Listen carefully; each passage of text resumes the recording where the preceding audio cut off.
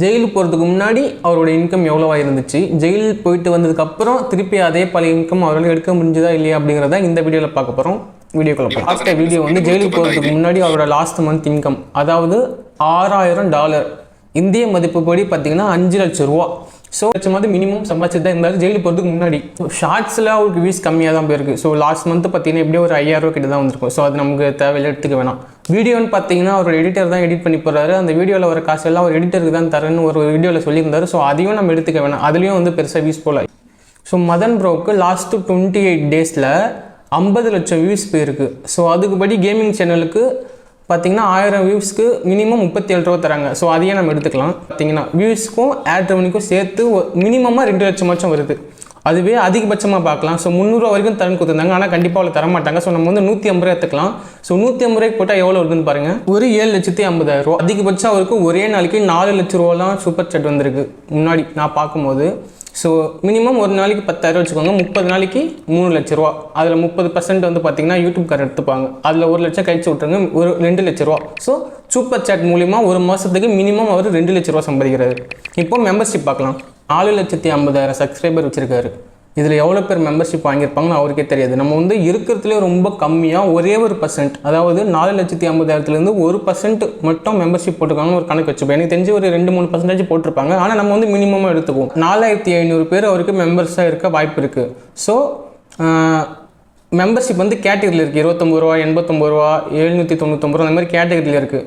நம்ம வந்து தோராயமாக இந்த மெம்பர்ஷிப் எவ்வளோ பேர் வாங்கியிருப்பாங்க அப்படின்றது மூலிமா பார்த்தா கூட 29 ரூபா மெம்பர்ஷிப் ஒரு 1500 பேர் வாங்கியிருக்காங்கன்னு வச்சுக்கோங்களேன், அந்த 4500ல். ஸோ அதுவே வந்து பார்த்தீங்கன்னா 43,500 ரூபா வருது. ஸோ அதே 1500 பேர் 79 ரூபா மெம்பர்ஷிப் வாங்கியிருக்காங்கன்னு வச்சுக்கோங்களேன், அதுவும் 799 ரூபா வந்து நம்ம கொஞ்சம் கம்மி பண்ணிக்கலாம். ஒரு 1000 பேர் வாங்கியிருப்பாங்கன்னு வச்சுக்கோங்க, 8 லட்ச ரூபா வருது. ஸோ 3999 ரூபா வந்து பார்க்கும்போது நம்ம ஒரு 100 பேருக்கே வச்சுக்கலாம். ஏன்னா அதிக பேர் வாங்கியிருக்க மாட்டாங்க அதிக காசுன்றதுனால. ஸோ காசு அதிகமாக இருக்கும் தான் வாங்கியிருப்பாங்க. ஸோ 100 பேர்னு வச்சு பார்த்தாலுமே அவங்க ஒரு 10 பேர் 40,000 ரூபா மெம்பர்ஷிப் வாங்கியிருந்தா கூட ஒரு மாதத்துக்கு 4 லட்ச ரூபா அவருக்கு வரும். ஸோ இது எல்லாத்தையும் கணக்கு பண்ணி பார்க்கலாம். ஸோ இது எல்லாத்தையும் நம்ம கணக்கு பண்ணி பார்த்தோம் அப்படின்னா மெம்பர்ஷிப்பில் இருந்து மட்டும் அவருக்கு மாதம் 21 லட்ச ரூபா வருது. ஓகேங்களா?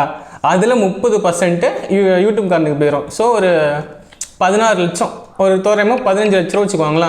15 லட்ச ரூபா மெம்பர்ஷிப்பில் இருந்து மட்டும் மதன் ப்ரோ சம்பாதிக்கிறாரு ஒரு மாதத்துக்கு. மினிமமாக டேக்ஸ் போய் பார்த்தா கூட 14 லட்ச ரூபா வந்து மெம்பர்ஷிப்லேருந்து அவருக்கு வருது. சூப்பர் சாட்லேருந்து ஒரு 2 லட்ச ரூபா, 16 லட்ச ரூபா. ஸோ ஆட் ரெவென்யூ வியூஸ்லேருந்து ஒரு 7,50,000 ரூபா.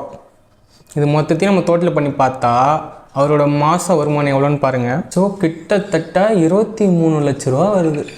அதாவது ஒரு மாதத்துக்கு 1.5 கோடி வியூஸ்க்கு $6,000 முன்னாடி அவருக்கு வந்திருக்கு. இப்போது 50 லட்சம் வியூஸ் தான் போயிருக்கு லாஸ்ட் 28 டேஸில். அந்த 50 லட்சம் வியூஸுக்கு $2,000. அந்த $2,000 படி போட்டுட்டு இது எல்லாத்தையும் கணக்கு பண்ணி பார்த்தா கூட மாதம் மினிமம் 10 லட்ச ரூபாய் வருது. ஸோ மதன் ப்ரோவோட வருமானம் மினிமம் 10 லட்ச ரூபா, அதிகபட்சம் 23 லட்ச ரூபா. இது வந்து ரொம்ப அதிகமாகவும் இருக்கலாம், ஆனால் கம்மியாக இருக்க வாய்ப்பே இல்லை. மாதம் ஒரு 10 லட்ச ரூபாய்க்கு மேலே சம்பாதிக்கிறாரு. இதை விட கம்மியாக இருக்க வாய்ப்பே இல்லை, ஆனால் அதிகமாக இருக்க வாய்ப்பு இருக்குது. ஸோ இதுலேயே நான் வந்து நிறைய தப்பு பண்ணியிருக்கலாம், டேட்டாஸ் நிறைய தப்பாக எடுத்திருக்கேன். ஆனால் உண்மையிலேயே அவர் எவ்வளோ சம்பாதிக்கிறாரு அப்படிங்கிறது அவருக்கு மட்டும்தான் தெரியும். அதில் நிறைய நல்ல விஷயமும் பண்ணுறாரு. ஸோ அந்த மனுஷன் ஒரு மாதத்துக்கு 1 கோடி சம்பாதிச்சா கூட தப்பே இல்லை. கேமிங் இண்டஸ்ட்ரியிலேயே அதிக ரெவென்யூ எடுத்துக்கிட்டு ராஜா மாரி இந்த மனுஷனை எல்லாரும் பொறாமப்பட்டு வைத்தறிச்சலாலேயே முடிஞ்சுன்னு கூட இருந்தவங்களாம் வேறு இடத்துக்கு போயிட்டு தப்பாக பேச ஆரம்பிச்சிட்டாங்க.